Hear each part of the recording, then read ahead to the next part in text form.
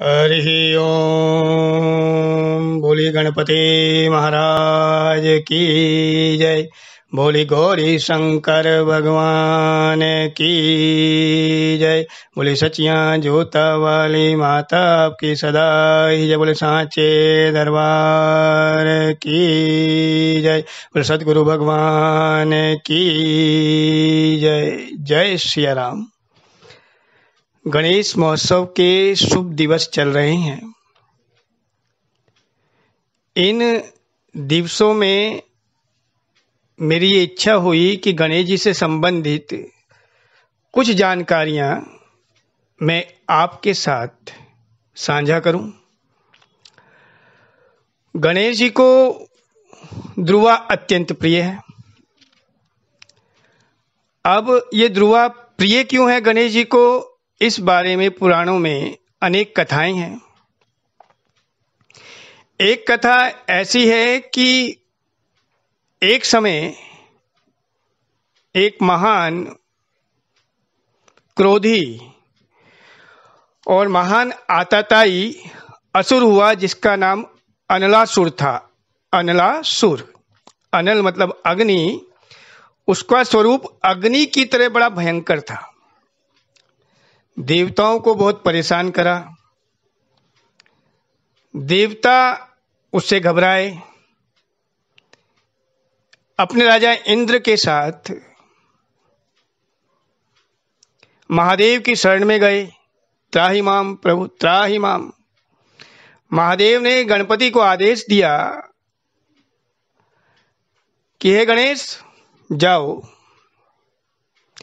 अनलासुर का उद्धार करो और देवताओं को अभय प्रदान करो। गणपति आए। अनलासुर और गणपति में बड़ा भयंकर युद्ध हुआ। बहुत समय बीत गया युद्ध करते करते। गणपति और अनलासुर के युद्ध का कोई निर्णय नहीं हो पा रहा था। तो एक दिन गणेश जी ने अपने मुख को खोलकर उस अनलासुर दैत्य को अपने उदर में समा लिया और उसे हजम कर गए। उसका उद्धार किया और देवताओं को अभय प्रदान किया। देवता तो बहुत प्रसन्न हुए। देवताओं ने अनेकानेक प्रकार की गणपति महाराज की स्तुति करी। लेकिन अनलासुर को अपने उदर में समाहित करने के बाद गणपति महाराज के पेट में बहुत जलन हुई और वो जलन शांत नहीं हो रही थी।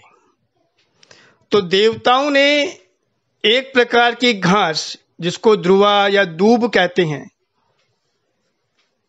वो गणपति महाराज को अर्पित करी। गणपति महाराज ने उसका सेवन करा और वह घास इस प्रकार अर्पित की गई कि 21-21 गांठ में 21 बार, मतलब 21 ध्रुवा ली, उसकी एक गांठ बनाई, फिर 21 ध्रुवा ली, उसकी एक गांठ बनाई। इस तरह देवताओं ने 21 घाटे ध्रुवा की गणपति महाराज को अर्पित करी। गणपति महाराज की जो पेट में जलन थी वो शांत हुई। गणपति महाराज बहुत प्रसन्न हुए। देवताओं को आशीर्वाद दिया कि आज के बाद जो भी मुझे ध्रुवा अर्पित करेगा उससे मैं अत्यंत प्रसन्न होऊंगा और उसकी शुद्ध इच्छाओं को पूर्ण करूंगा। तब से गणपति महाराज को ये ध्रुवा समर्पित की जाने लगी। हमारी इन कथाओं के अनेकानेक तात्पर्य होते हैं। अगर हम मेडिकल टर्म में जाएं तो ध्रुवा को साइनोडोन डेक्टिलोन बोलते हैं।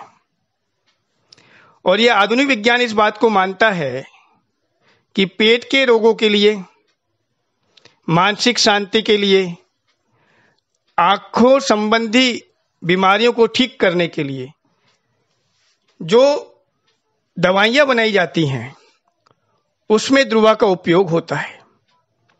ध्रुवा एक तरह से अत्यंत कल्याणकारी औषधि है। ध्रुवा अनेकानेक रोगों में अनेक प्रकार से लाभकारी सिद्ध होती है और गणेश जी को ध्रुवा अत्यंत प्रिय है। और ये इस बात का द्योतक है कि हमारी प्राचीन कथाओं में प्रतीकों के साथ हमें लाभकारी औषधियों के बारे में भी शिक्षाएं दी गई। हमें उनका ध्यान रखना चाहिए, समझना चाहिए। आज के लिए बस इतना ही। धन्यवाद। बोले गणपति महाराज की जय।